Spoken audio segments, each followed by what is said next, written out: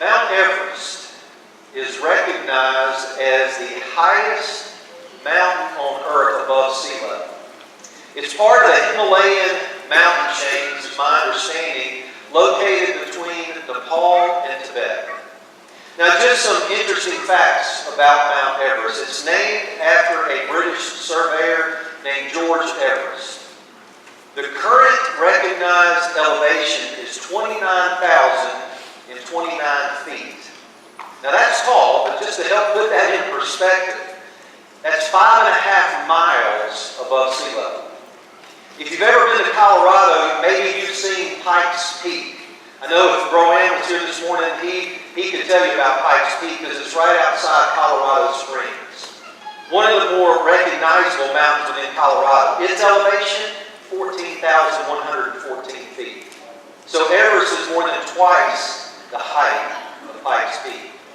If you've ever flown commercially, then you might know this. Roughly, the average commercial airliner flies, give or take, within about a 32,000-foot range. Mount Everest, 29,000 feet. So a commercial airliner only some 3,000 feet higher than the summit of Mount Everest.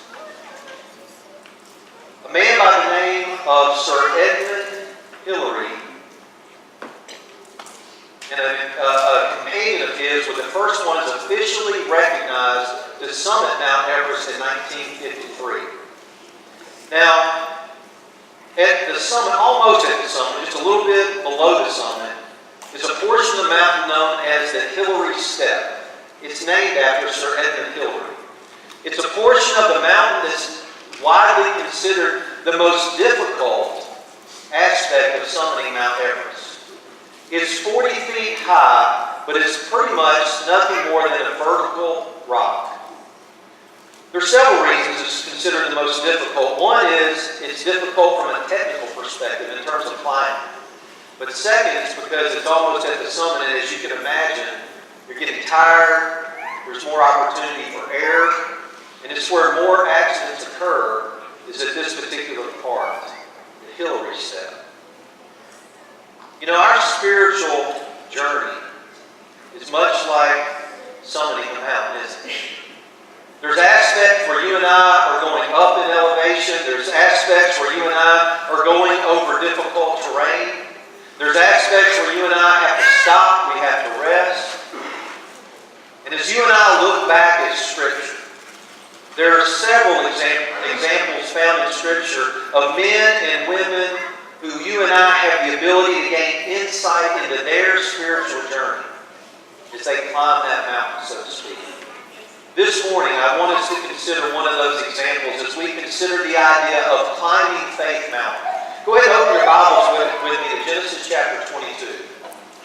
Genesis chapter 22. And many of you already know exactly the account that we are going to reference this morning. We are going to look at Abraham and what might be, if you will, his Hillary Step in his climbing Faith Mountain. Let's just read verses 1 through 19 together. Now it came about after these things that God tested Abraham and said to him, Abraham? And he said, Here I am. He said, Take now your son, your only son, whom you love, Isaac, and go to the land of Moriah and offer him there as a burnt offering on one of the mountains of which I will tell you. So Abraham rose early in the morning and saddled his donkey, and took 2 of his young men with him and Isaac his son. And he split wood for the burnt offering and arose and went to the place of which God had told him. On the 3rd day, Abraham raised his eyes and saw the place from a distance. Abraham said to his young men, Stay here with the donkey, and the lad will go over there, and we will worship and return to you. Abraham took the wood of the burnt offering and laid it on Isaac his son, and he took in his hand the fire and the knife. So the 2 of them walked on together. Isaac spoke to Abraham his father and said, My father? And he said, Here I am, my son. And he said, Behold, the fire and the wood, but where is the lamb for the burnt offering? Abraham said, God will provide for himself the lamb for the burnt offering, my son. So the 2 of them walked on together. Then they came to the place of which God had told him. And Abraham built the altar there and arranged the wood, and bound his son Isaac and laid him on the altar on top of the wood. Abraham stretched out his hand and took the knife to slay his son. But the angel of the Lord called to him from heaven and said, Abraham, Abraham. And he said, Here I am. He said, Do not stretch out your hand against the lad and do nothing to him, for now I know that you fear God, since you have not withheld your son, your only son, from me. Then Abraham raised his eyes and looked, and behold, behind him a ram caught in the thicket by his horns. And Abraham went and took the ram and offered him up for a burnt offering in the place of his son. Abraham called the name of that place, The Lord Will Provide. As it is said to this day, In the mount of the Lord it will be provided. Then the angel of the Lord called to Abraham a second time from heaven and said, By myself I have sworn, declares the Lord, because you have done this thing and have not withheld your son, your only son. Indeed, I will greatly bless you, and I will greatly multiply your seed as the stars of the heavens and as the sand which is on the seashore. And your seed shall possess the gates of their enemies. In your seed all the nations of the earth shall be blessed, because you have obeyed my voice. So Abraham returned to his young men, and they arose and went together to Beersheba, and Abraham lived in Beersheba. I want us this morning just to go back and make some observations together that might help you and me as we consider our climb of Faith Mountain as well. And let's go back and let's start by looking at the play-by-play, if you will. Let's look at some of the details of the account that you and I have just read. And I want us to start at the very beginning in verses 1 and 2, because there's some important points that you and I need to pick up on in these opening verses. Notice this. Notice that the account says, after these things. Now, there's certainly the sense that what the writer's getting to here is after the things that you and I just read about in chapter 21 that would have just transpired. So there's the birth of Isaac. There's the agreement, if you will, between Abraham and Abimelech. Now, we don't know exactly how much time has elapsed between the birth of Isaac and where we find Abraham now at this point in his life. But it's generally thought and estimated that Isaac is probably somewhere between the ages of 18 and 25, give or take. So that means that Abraham is probably some 118 to 125 years of age. But not only do I want you and I to consider the fact that what we're reading is taking place after the events of chapter 21, but I think it's important for you and I to remember the context of all of Abraham's life. Let's think about Abraham's climb up Faith Mountain that's led us to this particular point. We think back to Genesis chapter 11 as God has called Abraham out of his homeland, and Abraham responds in faith. But as Abraham starts that journey, he's responded in faith, he's being obedient. God has told him to go to Canaan. He goes to Canaan, but what's happening? There's a drought, famine.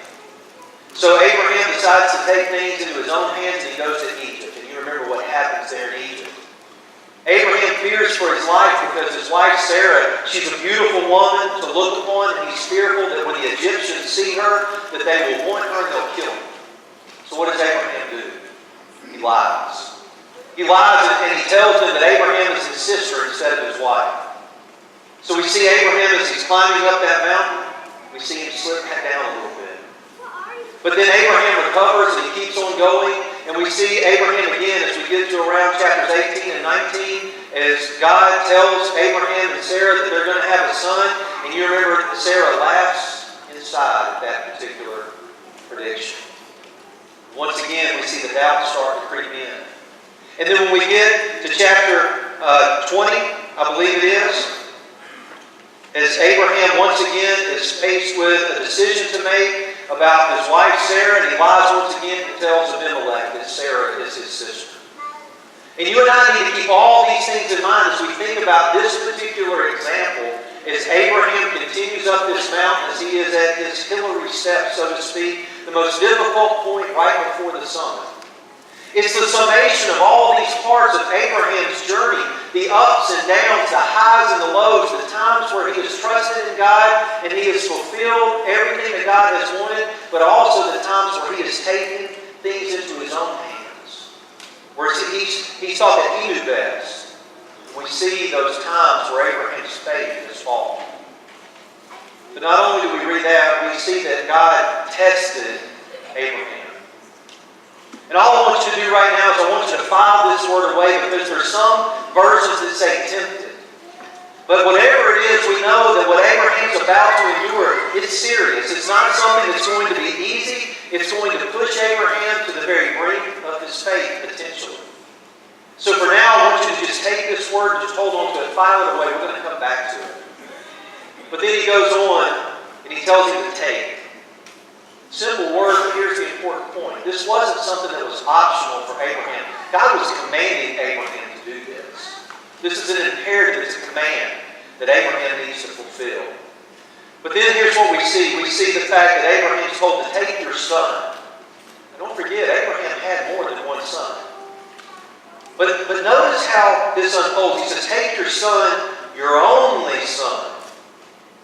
Now this is a little bit different. Remember the verses from Hebrews chapter 11 that Austin read for us just a moment ago? Remember verse 17 where the Hebrews writer uses this phrase, your only begotten son. That particular word in the Greek is monogenes. Same idea with the Hebrew word here. The idea is your unique son, your special son. That same word monogenes used in reference to Jesus in John chapter 1 and verse 14. It's the idea that this is your unique son, special, one of a kind, the one of promise, the one of miraculous birth, the one that you love, Abraham. That's important. Think about this. Put yourself in Abraham's shoes with me for just a moment.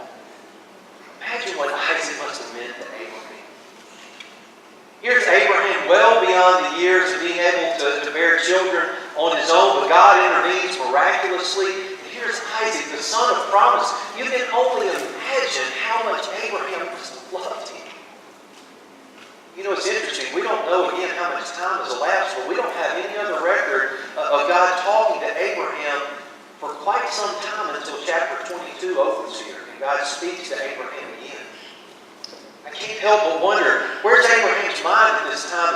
Is his mind entirely focused on Isaac? Is he thinking about his inheritance and how to make sure things are in order so that Isaac gets everything that he has promised? Maybe Abraham's starting to think about how he needs to handle things himself again like he's done in the past. I don't know. But notice he's your son, your only son. That you love. Abraham takes it.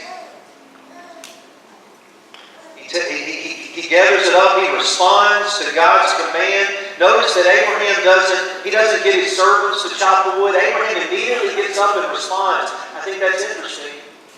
He doesn't sit around and contemplate how to work this out, how to think about it. God tells him what to do. He gets up and he does it. He does the work himself. There's no getting out of it. They start the particular journey. You can only imagine what this must have felt like in Abraham's mind as they start this journey to Moriah.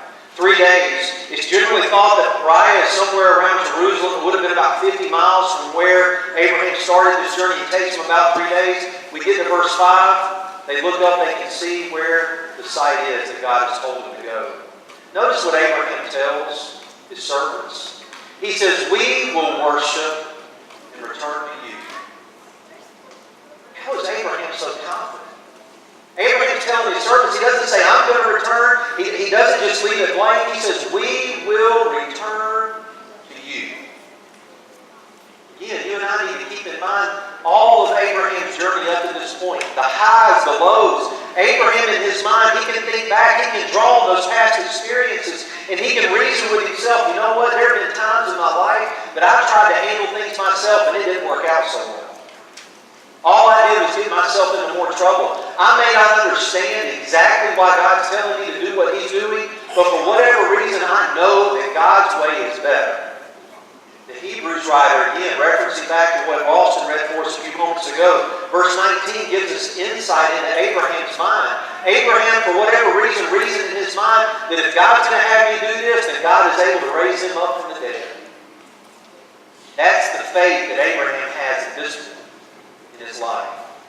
Thinking back on his previous life circumstances, the previous things that have happened in his life, the times that he's failed, the times that he's seen God's blessings. And now as Abraham prepares to go do the unthinkable, you know, you ever thought about the fact that Abraham almost seems like he's in a no-win situation? You can't just flat out ignore God's command to do what He's asked you to do, but at the same time, if you carry it through, you're sacrificing your son, the one of promise, the one that you love. You see, Abraham doesn't have to weigh those two options because Abraham has already reasoned in his mind that if God is telling me to do this, then in some way God is going to work this out. So Abraham and Isaac start on that journey together. I can't help but wonder what that journey must have been like. And I think I've shared before that I joined the military right out of high school, and I can still remember very vividly that night that my mom and dad drove me from our home in Commerce down to Atlanta to the hotel where I would spend the night in to wake up the next morning to go to the MEPS, the Military Entrance Processing Station, and start that process of heading off to basic training. And I still remember very vividly that car ride, and I can remember, there wasn't a lot said on that car ride. But we all knew what was happening. We knew the significance of that moment. Mom, Dad, we knew it. There were a few comments made here or there, but by and large, we rode in silence for most of the ride. All the while understanding the significance that night, life would change. Can't help but wonder if that's not kind of how the walk was for Abraham. Understanding in his mind that things are about to change. I don't know how this is going to work out, but whatever it is, something's going to change. There's not much said between Abraham and Isaac, but I find it interesting that when Isaac does speak, how Abraham responds. He's not annoyed. He's not perturbed. He can't help but read and hear the love in Abraham's voice as he responds to Isaac and his questions. But they get to the mountain and Abraham prepares everything. And again, remember how old Isaac would have been if indeed Abraham, or it has been around 18 to 25 years. Isaac would be around 18 to 25 years of age. And it's interesting that Isaac doesn't in any way fight Abraham. Abraham's an old man. Isaac, if he was strong enough to carry the wood, he easily would have been strong enough to overtake Abraham. And I don't think we need to miss the fact that there had to be some level of faith here for Isaac to willingly submit to what Abraham was doing. Love for his father, respect for his father, but there's also an element of faith on Isaac's part. And as Abraham prepares and he lifts up his arm ready to sacrifice his son, in his mind he'd already done it. At that moment, as his hand was raised in his mind, he had already made the decision. It was as if Isaac was already dead. Notice what happens. Abraham. Remember at the very beginning when God called, he mentioned his name one time. Here we see twice. Generally speaking, in Scripture, when that happens, there's two things that are happening. One is to gain the attention of the person being spoken to, but there's also many times an element of affection associated with calling someone by their name twice. And I can't help but think both of those are in play here. Abraham, getting his attention, but also this element of love, because at this moment, Abraham has climbed to the top of Hillary Step, if you will. He's there at the summit, about to summit the mountain. What do we see? Don't put your hand on him. Don't hurt him. At this moment, everything changes. Everything about the story changes. We see the tension build. We see the moment of tension, and as soon as the voice from heaven comes, Abraham, stop, don't do it. Everything changes. For now I know. Does this mean that God somehow now has this recognition of Abraham's faith and what it is? I mean, we talk about the fact that God is omniscient, don't we? That He knows everything. Then how do we reconcile the fact that God is omniscient, that He knows everything with what we read here? Think back with me in Scripture. Go back to Genesis chapter 3 and verse 9. Remember when Adam and Eve had sinned and God is walking through the garden in verse 9? He calls out and says, "Where are you?" Did God know where they were? Of course He did. What was the purpose of the question? Get Adam and Eve to stop and think, for them to recognize in their own mind.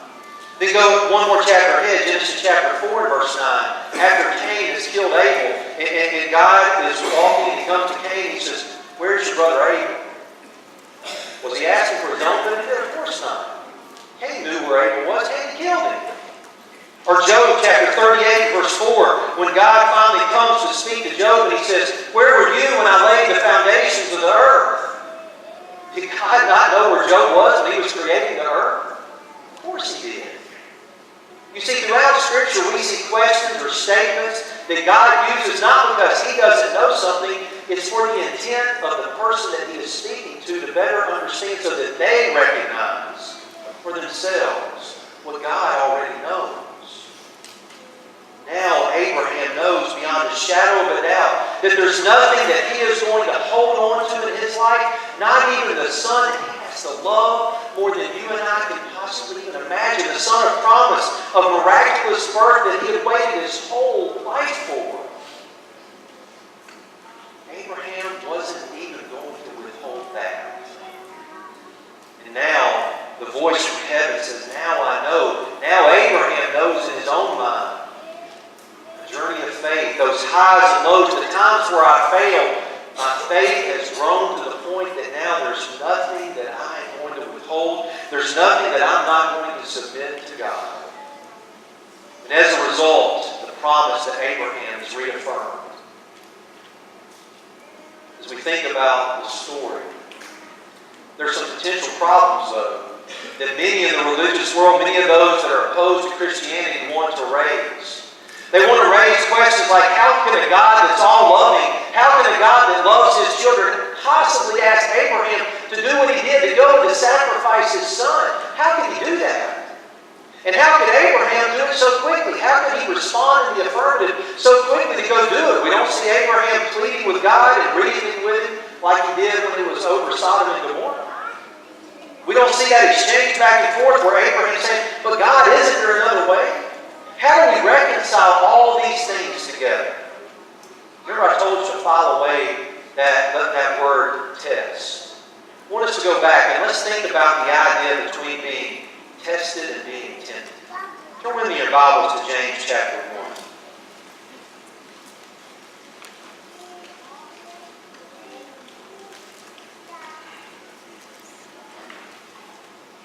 James chapter 1.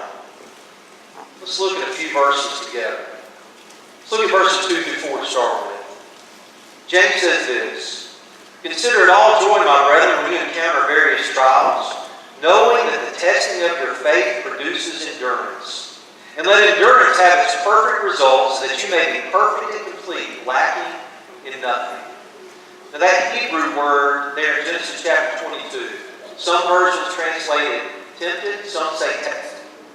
It can be translated either, but the context determines whether it's a temptation or whether it's a test. And I think testing is a better translation of that word, especially in Genesis chapter 22 there in reference to Abraham and what God asked Abraham to do. There's no question from Scripture. James tells us clearly that God will test us. He allows us to endure things that test our faith, that challenge us to the very core. Why? Again, James gives us insight. He says it produces endurance. And then what does endurance do? It helps complete us. It helps complete our faith. It helps make us more suitable for God's service. Isn't that exactly what we see happen in Abraham's life? As he completes this journey of faith of his climb. But let's not stop there. Let's continue to read in James. Let's go to verse 12. Blessed is a man who perseveres under trial, for once he's been approved, he will receive the crown of life which the Lord has promised to those who love him. Let no one say when he is tempted, I'm being tempted by God, for God cannot tempt anyone.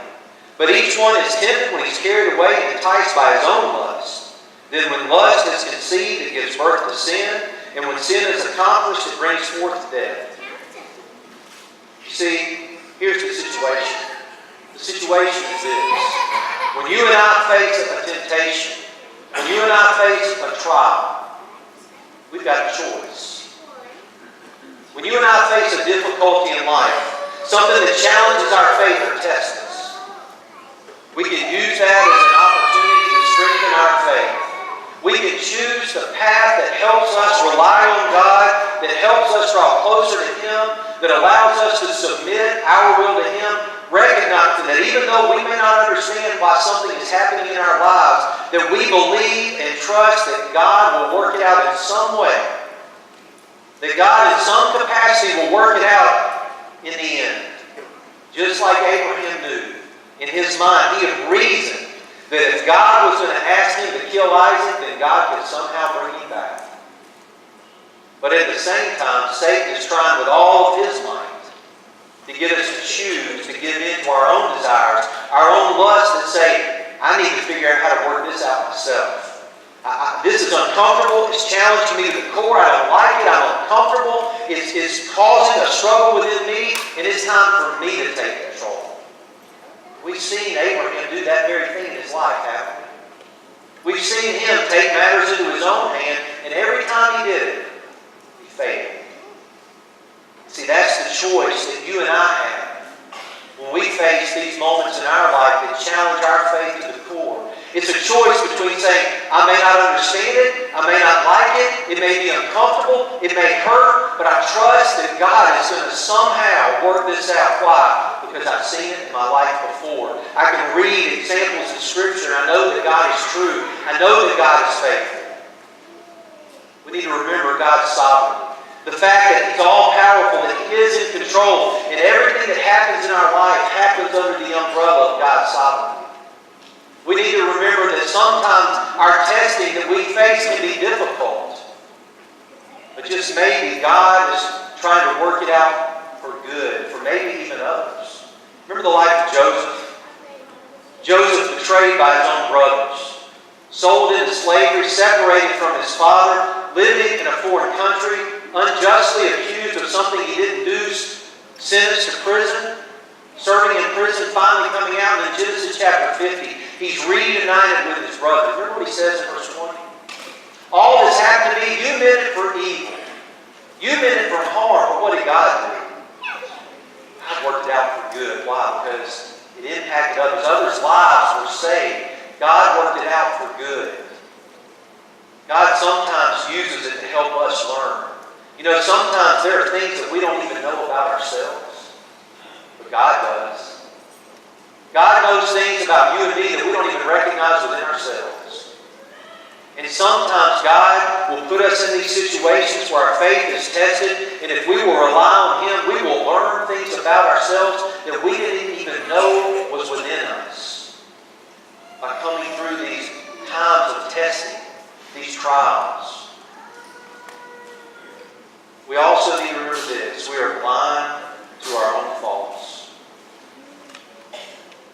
You know, you and I are going to face moments in our life when we are climbing up Faith Mountain. We're going to face our Hillary step, if you will. Moments that seem harder than we can bear. We need to learn to not lean on our own wisdom. Not lean on our own judgment. To think back in our lives, to recall the times that God has delivered us, when God has been gracious to us, when God has been good to us. We need to go to His Word. We need to meditate on it. We need to study it. We need to look for examples from Scripture where God has been faithful over and over and over. But then finally, let's remember this. George Gratian, in his commentary on Genesis, said this. He said, by testing, God exposed His people's true intentions and motivations. Through that process, He hoped to develop in them desirable character traits and qualities, especially a deeper faith. You and I need to remember this, that we're faced with those choices, and we can either choose our own desires or we can lean on God. And if we lean on God, then there's a possibility that you and I, that our faith can be strengthened, that it can be deepened, that we can draw closer to Him, that He can make us more complete and make us more useful in our service to Him. Our ability to help others. Our ability to be an example. Our ability to serve in the kingdom. See, when we look at this particular account, there really aren't any potential problems at all. You see, God did what God does. God tests His people. Abraham was faced with a choice. Abraham made the choice that he knew to make based on his own experiences. A choice to follow God's path. But then you and I also need to remember this, that there's a providential picture. Something Abraham could have never known when this was going on was how this particular event in Genesis chapter 22 would fit within the context of God's scheme of redemption. Think about Isaac with me for a moment. You know, Isaac is a type of Christ in the Old Testament. Christ being the perfect example, the antitype, perfect in every way. Isaac was a type. How were they similar? Well, we've already mentioned that Isaac was a monogenes, if you will, a one-of-a-kind to Abraham, miraculous birth. Isaac was sacrificed, no, not literally, but at that moment Abraham had his hand raised. He had already made the decision. It was as if Isaac was already dead, sacrificed. Christ sacrificed literally on the cross for you and for me. Isaac raised from the dead, again figuratively, with the ram caught in the thickets to take his place, raised from the dead. Jesus literally raised from the dead, conquering death. You see, this particular account in Genesis chapter 22 fits within a much broader context of the Bible that fits within God's scheme of redemption for mankind. And you and I are able to do something that Abraham didn't have the ability to do. We can go back and we can look at this particular account and we can see it through the providential picture of Scripture to see God's plan fulfilled. You and I need to remember that when things happen in our life, they happen in a moment in time. And we may not understand within that given moment in time why. And it may be hard. And it may be difficult. And it may challenge us to our very core. But you and I also need to remember that there is a bigger picture at work under the umbrella of God's sovereignty, that you and I may never know the impact that how we handle a given situation could have on an individual some 10, 20, 30, 50 years down the road.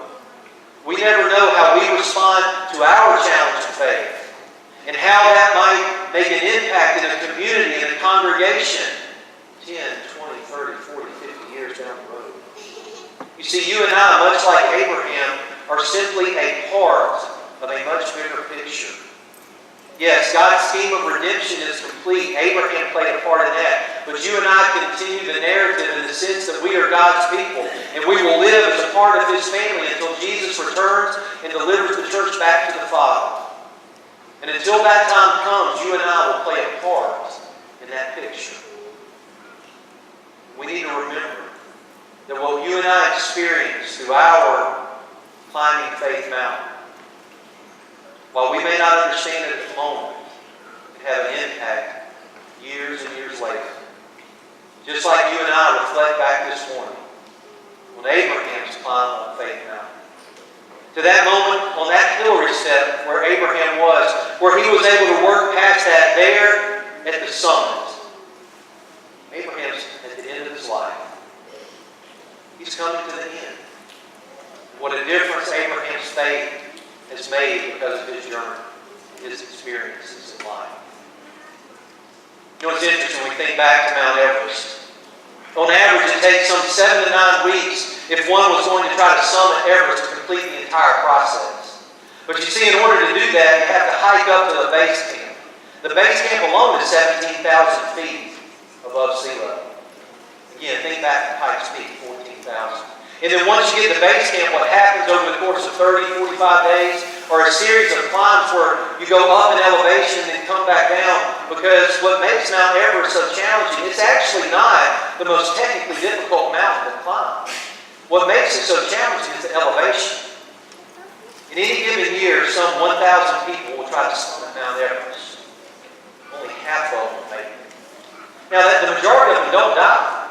But only half of them will actually summit to the mountain.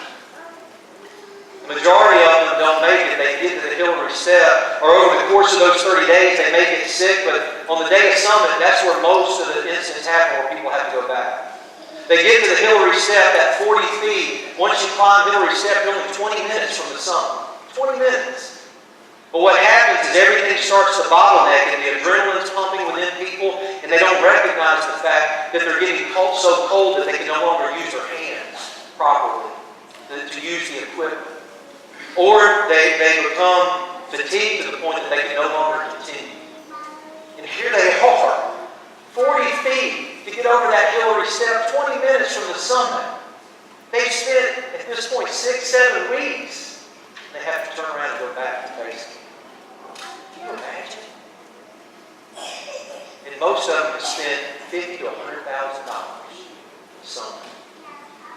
You know, unfortunately, our spiritual journey is not much different. So many people start out climbing that mountain. Climbing Faith Mountain, and they get to a point, and they may almost get the summit. You don't even know, but yet they become fatigued. They haven't paid attention to their surroundings. And they quit. They give up. How sad would that be? 20 minutes from the top, 40 feet to go to get to the point where you're there. You're at the summit of that 29,000-foot mountain. They say that the two things that are needed most are stamina and mental alertness to make that summit. Isn't that true of our spiritual journey as well? Stamina, a willingness to not give up regardless of the circumstances. A mental alertness to pay attention to our surroundings so that we understand what's happening within us. And if we start to get weak, we lean on our brothers and sisters so that we can support each other. That's the other interesting thing about summiting Everest. By and large, you don't do it alone. You're part of a group. And there are people assigned to you to watch you, to see signs within you that you might be struggling, that you might need help. That's what we do as a family together, isn't it? You see, climbing Faith Mountain begins with a willingness to submit our lives to God. A willingness to put on our Lord in baptism and have our sins washed away. But then it comes down to stamina and mental alertness. Are we willing to keep climbing?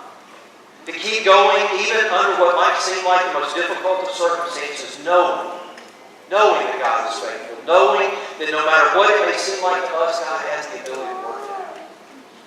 Maybe you're here this morning and you need to make that initial step, to submit your life to Him, or maybe you've reached that point where you're running out of stamina, where you're struggling in your climb and you just need help. You need the help of the church. You need your brothers and sisters. You need people that are willing to put their arms around you to help you continue your climb of Faith Mountain as well. Because you see, much like Mount Everest, the summit is worth it. It's better than you and I can imagine. This morning's invitation is yours. If there's anything that we can do to help you as you climb your mountain of faith this morning, won't you make it known now? Together we stand.